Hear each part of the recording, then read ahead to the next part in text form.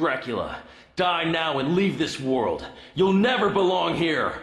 Oh, but this world invited me. Your own kind called me forth with praise and tribute. Tribute? You're a thief. You steal men's souls, their freedom. Freedom is always sacrificed to faith, good hunter.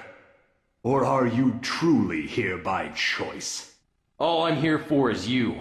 To hell with your heresy! You're nothing but a blight on mankind. Ha! Mankind! A cesspit of hatred and lies! Fight for them then, and die for their sins! Huh. Looks like they changed the voice acting. Holy shit, the power just came back on.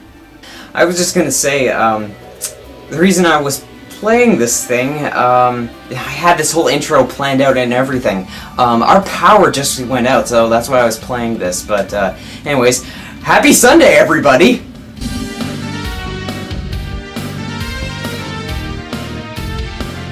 Anyways, I was gonna say that the standard definition thing that I tried to do last week turned out to be more trouble than it was worth, so I'm just gonna stick with filming regular HD, and then, I'll just, that's what I'll have to do until I get a new camera, so I'll just have to live with it and film in advance. Anyways, what I was going to talk about, I knew this time was going to come eventually, and by that I mean the time I talk about one of my favorite games of all time.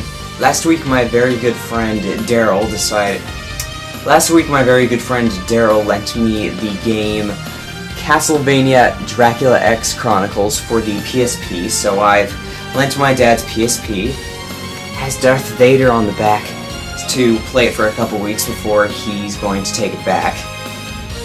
Basically, the game comes with two games, actually. It comes with a 3D remake of Dracula X Rondo of Blood, which isn't the Dracula X that came out on the Super Nintendo, if you've heard of it. It was only released in Japan. It was much better than the Super Nintendo game. I've played a bit of it. The graphics are good, and it's just as difficult as one of the original ones for the regular NES. But the reason I really wanted to borrow it was because the game comes with the sequel to Rondo that was released on the PlayStation called Castlevania Symphony of the Night.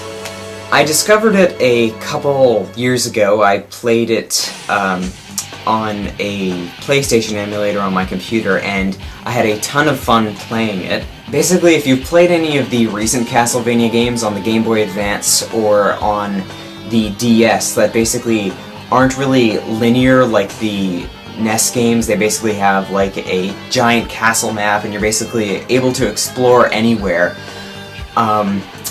Basically, Symphony of the Night sort of started that. The portable version of Symphony is, just almost as good as the original. I mean, I'm glad that I'm able to take one of my favorite games with me anywhere for the time being. But I'm sure you're wondering why I did the whole thing at the beginning with the changed voice acting. The original PlayStation game was sort of infamous for two things. One was the really bad song for the ending credits.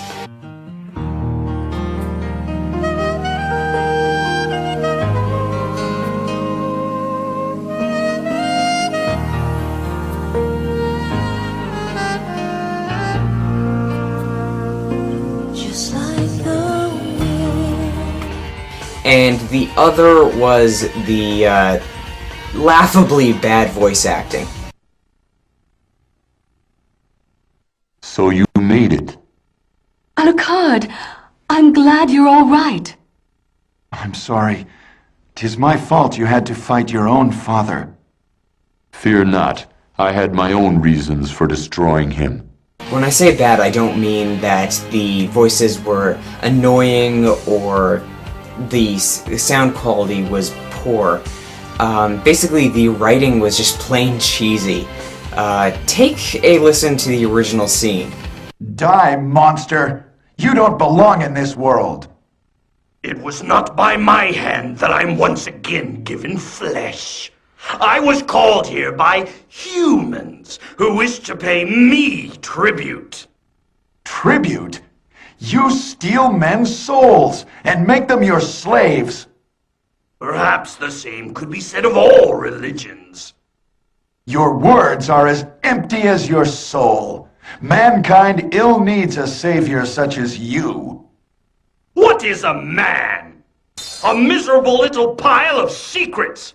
But enough talk. How about you? Also, speaking of the undead, I'm finally going to do Colin's challenge to get my friend's zombie plan. So my friend Daryl, who actually lent me the game, I've arranged for him to come over soon, so he'll be here to give us his plan. And for current challenges, Colin's Name the Dinosaur thing, I would name him Jasper Saint Esquire III.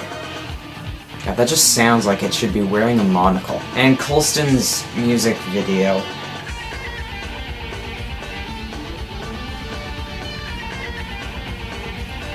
I'm sorry, can't...